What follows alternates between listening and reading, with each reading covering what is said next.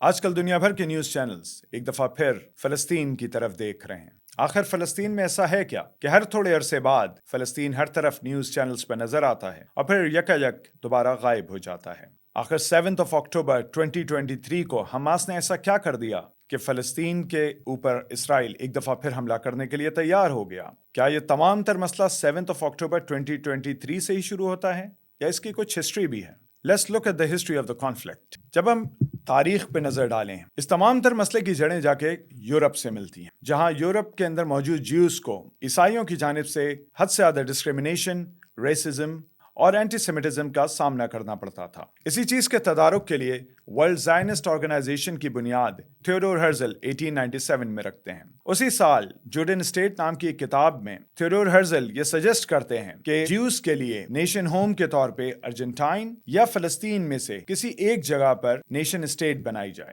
جہاں جیوز آزادی کے ساتھ زندگی گزار سکیں۔ دوسری جانب سلطنت عثمانیہ جو آہستہ آہستہ اپنی طاقت کھو رہی تھی، پہلی جنگ عظیم کے خاتمے کے قریب برٹش فورن منسٹر بالفور کے سجیشن پہ ایک ایگریمنٹ ہوتا ہے جس کے تحت پین عربزم کی تحریک کو سپورٹ دی جاتی ہے اور ساتھ ہی ساتھ زائنزم کے تحفظ کے لیے اور زائنسٹ تحریک سے متاثرہ جیوز کے لیے ایک نیشن ہوم کے قیام کی بات کی جاتی ہے۔ یہاں پر فلسطینی، عربز، برٹش اور جیوز تمام تر ایک ہی پیج پہ نظر آتے ہیں۔ مسئلہ اس وقت شروع ہوتا ہے جب برٹش رجیم اپنے پین عرب اسٹیٹ کے وعدے سے پیچھے ہٹ جاتی ہے۔ عربز یہ فیل کرتے ہیں کہ ان کی زمین تو جیوز کے لیے کھول دی گئی ہے لیکن ان کو عرب اسٹیٹ نہیں دی گئی ہے، خاص طور پہ فلسطین کی ٹیریٹری جسے برٹش اپنے ڈائریکٹ کنٹرول میں رکھتے ہیں۔ اس زمین پہ برٹش کنٹرول کا واحد مقصد یہ تھا کہ وہاں پر زائنسٹ تحریک کے ساتھ معاہدے کے تحت تخلیق پانے والی ریاست کو فروغ دیا جائے اور جلد از جلد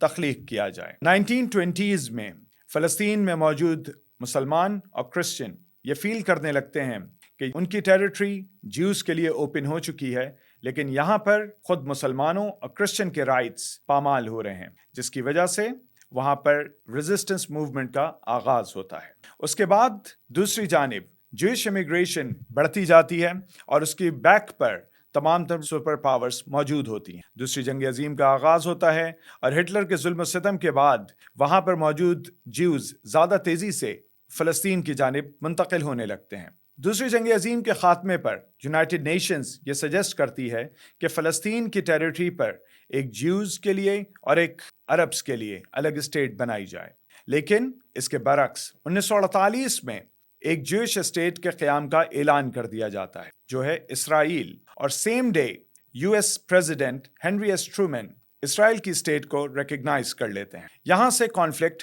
بڑھ جاتا ہے اور اس کے بعد تمام تر عرب اسٹیٹس اسرائیل کے مقابلے پہ جنگ کا آغاز کر دیتی ہیں، لیکن اس کا نتیجہ اسرائیل کے حق میں نکلتا ہے۔ عرب اسٹیٹس اپنے تمام تر انٹرنل کانفلکٹس اور آپس میں ایک دوسرے کی رقابت میں ایک دوسرے کے خلاف جانے کے اس حد تک تیار ہو جاتی ہیں کہ ایک چھوٹی سی اسٹیٹ اسرائیل کے اگینسٹ وہ اپنی تمام تر جنگیں ایک کے بعد ایک 1948، 1967 اور 1973 یعنی 1948، 1967 اور 1973 میں 3 بڑی جنگوں کے اندر اسرائیل سے شکست کھا جاتی ہیں۔ اس کے بعد کوئی بھی عرب اسٹیٹ اس طرح کی ہمت دوبارہ نہیں کرتی کہ وہ اسرائیل کے سامنے کھڑی ہو سکے، لیکن اس کا یہ مطلب نہیں تھا کہ فلسطینی اپنے آپ کو اس حق سے محروم سمجھتے تھے، اور اسی وجہ سے 1957 کے اندر الفتح کا قیام عمل میں آتا ہے۔ یہاں پر بہت سارے دانشور یہ سجیسٹ کرتے ہیں کہ شاید الفتح ایک سیکولر آرگنائزیشن تھی، لیکن در حقیقت الفتح فلسطینیوں کے جذبات کی ترجمانی تھی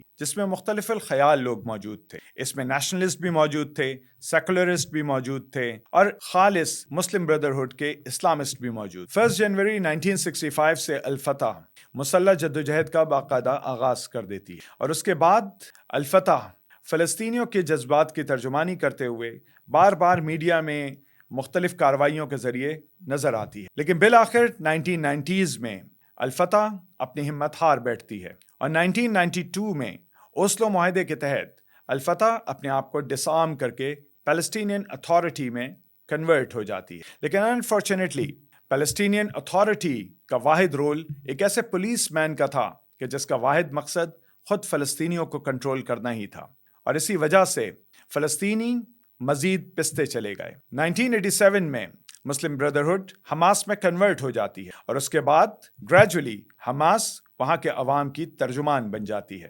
2006 کے اندر عام الیکشنز کروائے جاتے ہیں، محمود عباس صدر رہتے ہیں، لیکن عوام اپنے تمام تر ووٹس حماس کی جھولی میں ڈال دیتی ہے اور حماس ایک الیکٹڈ گورنمنٹ کے طور پہ سامنے آ جاتی ہے۔ اور یہاں پر اگین ایک دفعہ پھر ہمیں ڈیموکریٹک ورلڈ اور ویسٹرن ورلڈ کا منافقانہ رویہ نظر آتا ہے کہ جو حماس کو رائٹ ٹو گورن سے محروم کر دیتے ہیں۔ وہ حماس سے کہتے ہیں آپ ہمارے دشمن ہیں، ہم آپ کو گورنمنٹ کا حق نہیں دے سکتے until and unless آپ 1992 میں ہونے والے اوسلو معاہدے کے تحت پیلسٹینین اتھارٹی جیسا رول قبول کر لیں۔ اور جب حماس اس رول کو لینے سے انکار کر دیتی ہے تو غزہ کے اگینسٹ ایک سیج کا آغاز کر دیا جاتا ہے اور since then Gaza is under siege۔